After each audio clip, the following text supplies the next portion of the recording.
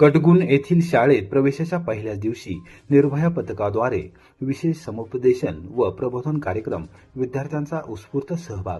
विद्यार्थ्यांमध्ये कायद्याबाबत जागरूकता निर्माण करण्याबरोबरच महिला व बालकांच्या सुरक्षेविषयी सकारात्मक दृष्टिकोन विकसित करण्याच्या उद्देशाने कोरेगाव येथील उपविभागीय पोलीस अधिकारी राजश्री तेरणी यांच्या मार्गदर्शनाखाली निर्भया पथकामार्फत कटगुण तालुका खटाव येथील शाळेत विशेष समुपदेशन व प्रबोधन कार्यक्रमाचे आयोजन करण्यात आले. शाळा प्रवेशाच्या पहिल्या दिवशी झालेल्या या कार्यक्रमास विद्यार्थ्यांचा उत्स्फूर्त प्रतिसाद लाभला.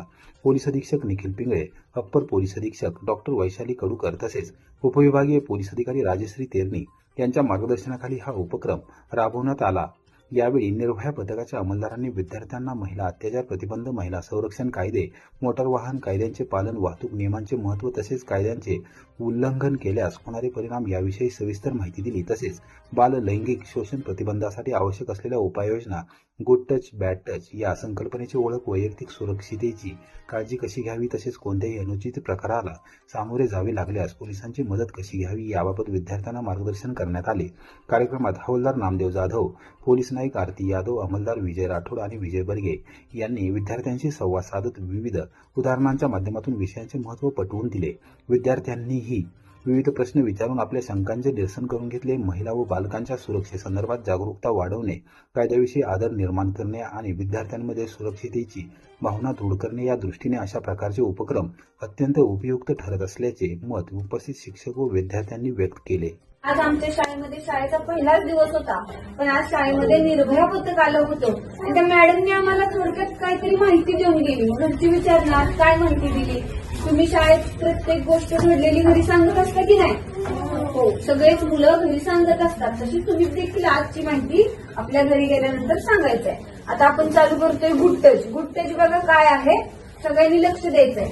जसं की गुड म्हणजे चांगलं, चांगलं म्हणजे काय, गालाची पप्पी घेणे. आपली आजी, आजोबा, आपली आई, आपला मोठा दादा, दिदी, ताई आपली गालाची पप्पी घेते की नाही?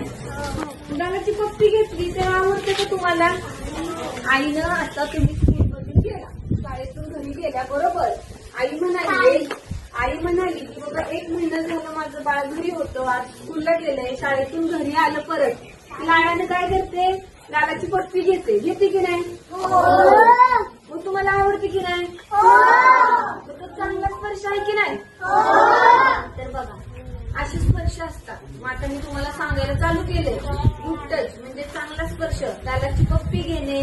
आजी आजोबा असतील तर आपल्या डोक्यावरून हात फिरवतात, मायाने मिठी मारतात की नाही?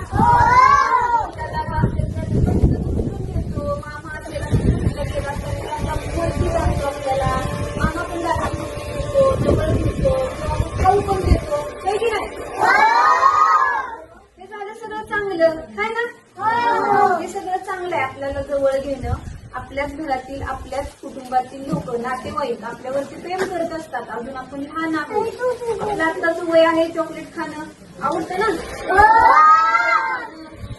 काय खाणं, हे सगळं आपल्याला आवडत असतात. हे आपण खाल्लं पाहिजे, पण लिमिटमध्ये. कुणीही लिमिट सोडायचं नसतं. जास्त कॅडबरी चॉकलेट खाल्ले की दात खराब होतात, होय की नाही? आजी जास्त मोठ्यानं होत की नाही? हो, ते मी जास्त चॉकलेट कॅडबरी खाल्लेली दिसतं बरं का. तर बघा